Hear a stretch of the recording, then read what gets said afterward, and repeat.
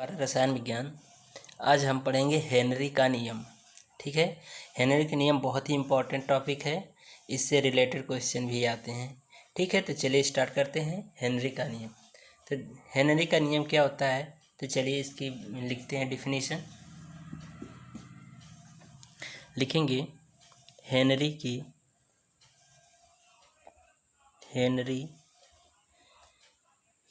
के नियमानुसार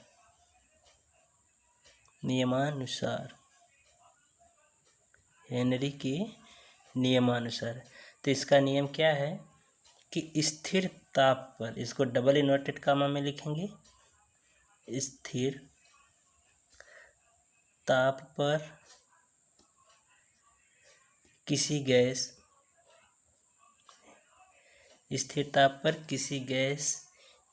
की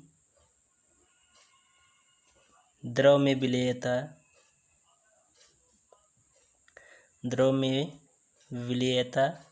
विलेयता कहें या घुलनशीलता कहें, ठीक है, बात एक ही, विलेयता गैस पर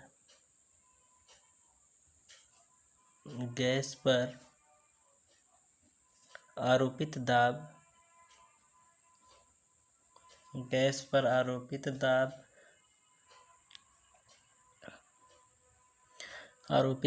के समानुपाती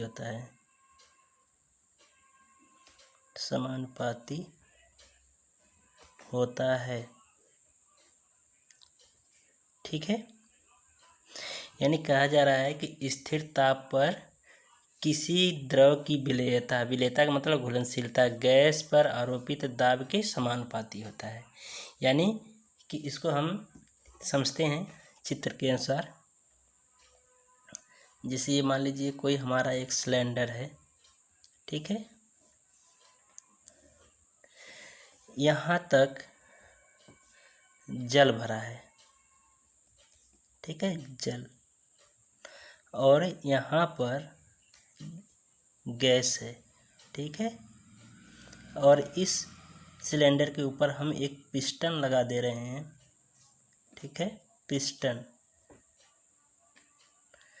तो इस पिस्टन पर जितना अधिक दाब लगाएंगे नीचे की ओर, वह गैस क्या होगी, जल के कणों पर दाब लगाएगी, यानी नीचे, यानी गैस जो है, ये गैस है, ठीक है, ये गैस जल पर दाब लगाएगी, ठीक है। जितना अधिक दाब लगेगा उतना ही गैस के कण आकर के, यानी गैस आकर के जल में घुलेगी। तो इसका मतलब ये हुआ कि जितना अधिक हम दाब लगाएंगे उतना ही गैस की विलेयता जल में अधिक होगी। तो इसीलिए कहा जा रहा है कि जो गैस की मात्रा होगी वह दाब के समानुपाती होती है। ठीक है, तो इसको लिखते हैं सूत्र को, यानी कहा जा रहा है कि जो इसको लिख सकते हैं m प्रोपोर्शनल टू p, ठीक है, या इसको हम लिख सकते हैं m बराबर kp, ठीक है, यह एक सूत्र हो जाएगा, ठीक है, एक यह सूत्र हो जाएगा। अब लिखेंगे जहाँ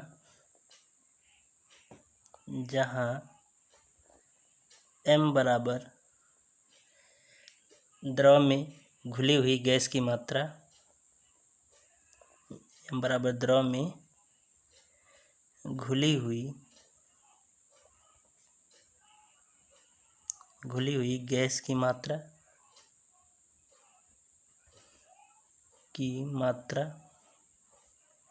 ठीक है, और k बराबर होगा हमारा समानुपाती स्थिरांक,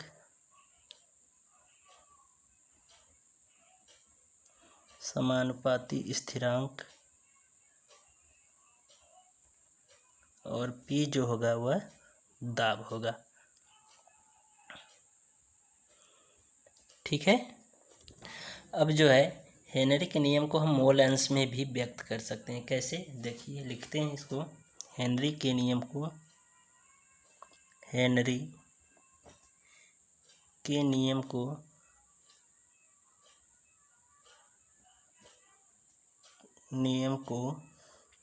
मोल अंश में व्यक्त कर सकते हैं।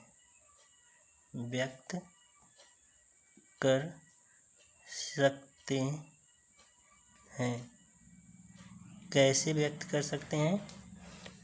डाल्टन के नियमानुसार लिखेंगे, डाल्टन के नियमानुसार, डाल्टन के नियमानुसार, डाल्टन के नियमानुसार। ठीक है, तो डाल्टन के नियमानुसार है, तो इसको लिखेंगे। तो डाल्टन के नियमानुसार हमने ये नियम लिख दिया है, लिखा गया है कि किसी गैस का वाष्प अवस्था में आंशिक दाब उस विलयन में गैस के मोल अंश के समानुपाती होता है। ठीक है, तो इसको लिखेंगे, यानी कि जो दाब है, आंशिक दाब है, वह विलयन के मोल अंश के क्या है? समानुपाती है। तो यहाँ पर लिखेंगे दाब P बराबर, मोल अंश को x से व्यक्त करते हैं, किसका मोल अंश? गैस का मोल अंश। तो यहाँ पे गैस के लिए G लिख देंगे। ठीक है, तो यहाँ पर समानुपाती का चिन्ह हटाएंगे तो ये हो जाएगा P बराबर KH, यहाँ पे एक स्थिरांक जुड़ जाएगा XG।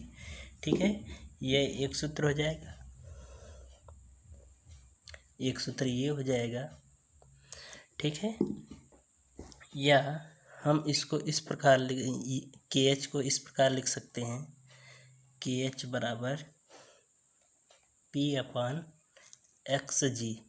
अगर हमें KH की वैल्यू निकालनी होगी तो हम इस फार्मूले से निकाल लेंगे। ठीक है, अब हम लिखेंगे जहाँ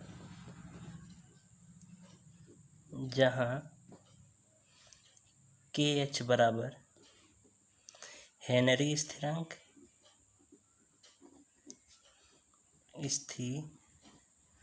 हेनरी स्थिरांक। ठीक है, और जो हमारा XG है वह गैस का मोल अंश, गैस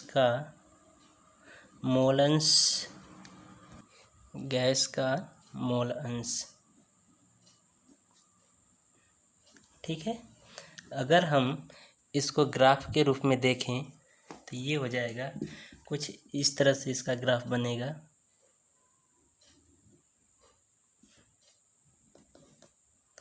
इस पे हम ले लेते हैं मोल अंश। ठीक है, और इस पे ले लेते हैं आंशिक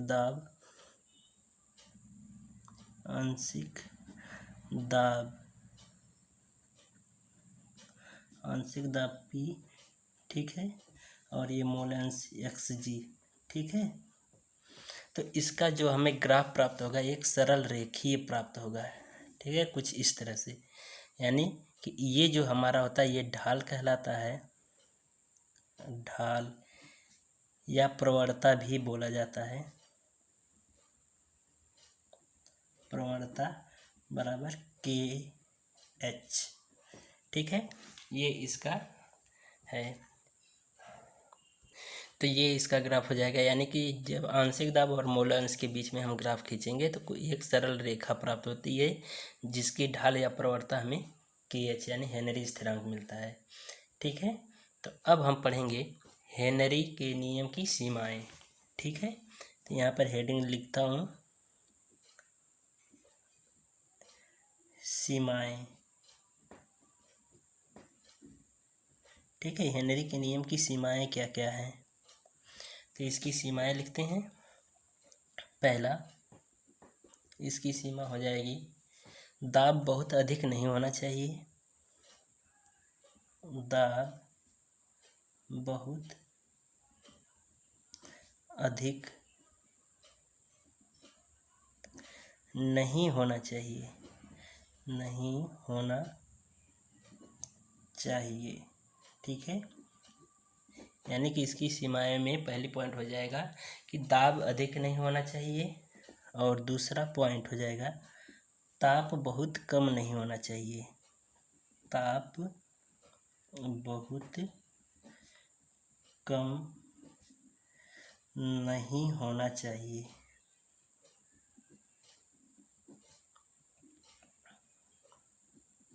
ठीक है। तीसरी पॉइंट इसकी सीमा हो जाएगी कि हेनरी का नियम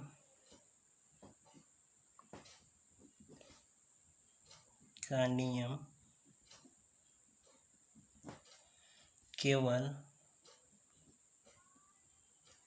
आदर्श गैस के लिए मान्य है। ठीक है, इसकी सीमाएं में हो जाएगी। पहली पॉइंट है कि दाब भी बहुत अधिक नहीं होना चाहिए और ताप भी बहुत कम नहीं होना चाहिए। ठीक है, और हेनरी का जो नियम है वह केवल आदर्श गैस के लिए मान्य है। ठीक है, तो वीडियो पसंद आए तो लाइक करिएगा, शेयर करिएगा और हमारे चैनल को ज़रूर से सब्सक्राइब करिएगा और कमेंट बॉक्स में ज़रूर बताइएगा कि हमारी वीडियो आपको कैसी लगी। धन्यवाद।